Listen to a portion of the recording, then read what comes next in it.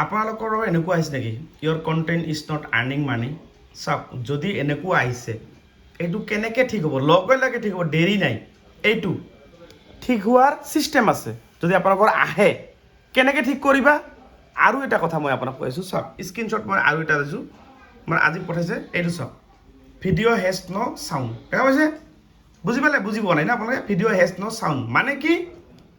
আপুনি ভিডিঅ' এটা দিছে, সেইটো ভিডিঅ'ত চাউণ্ডটো নাইকিয়া হৈছে, তাৰ মানে সেইটো ভিডিঅ' আপোনাক ডিলিট কৰা কিবা এটা প্ৰব্লেম আহিছে। লাগে আপোনাৰ এইটো নিজৰ ভিডিঅ' হওক বা ডাউনলোড কৰা ভিডিঅ' হওক। বুজি পালে কথাটো? যদি আপুনি সেইটো ভিডিঅ' ৰাখে আপোনাৰ প্ৰব্লেম ছল্ভ নহ'ব। এইটো প্ৰব্লেম এনেকুৱা থাকিব। লাহে লাহে কি হ'ব, আপোনাৰ এইটো ৰিল আৰু ভিডিঅ'ত আৰ্নিংটো বন্ধ কৰি দিব এইটোত। বুজি পালে? সেইকাৰণে কি কৰিব, ন' ভিডিঅ' হেজ ন' চাউণ্ড যিটো আহিছে এনেকুৱা, এনেকুৱা ভালকৈ চাই লওক।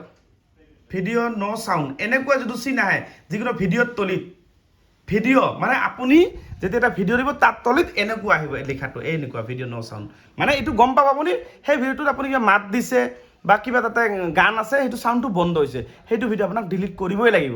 তেতিয়াহে আপোনাৰ এই প্ৰব্লেমটো ছল্ভ হ'ব। এইটো প্ৰব্লেম বুজি পালে? এইটো প্ৰব্লেম।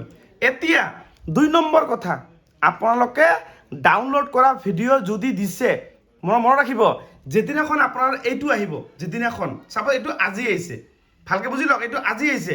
কিয় আজি আহিছে? আজি কিবা এটা ভিডিঅ' আপুনি দিছে, সেইকাৰণে আজি এই প্ৰব্লেমটো আহি গ'ল। এইটো প্ৰব্লেম।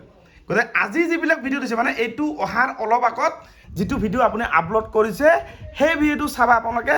মই জানো যে আপুনি বেলেগৰ ফটো বা ভিডিঅ' আপুনি ডাউনলোড কৰি দিছে, গতিকে এইটো ডিলিট কৰি দিব, প্ৰব্লেম ছল্ভ। এইটো প্ৰব্লেম ছল্ভ হৈ যাব। তেতিয়া আপোনাৰ এইটো প্ৰব্লেম ছল্ভ হৈ যাব। কিন্তু তেতিয়া কি কৰিবা, স্ক্ৰীণত গৈ এইটো আঙুলি যেনেকৈ টানিবা, টানিলে এইটো ৰিফ্ৰেছ হৈ এইটো ধৰক গ্ৰীণ হৈ থাকিব মনিটাইজেশ্যনটো। বুজি পালে কথাটো? ডিলিট কৰিলে সেইটো ঠিক হ'ব।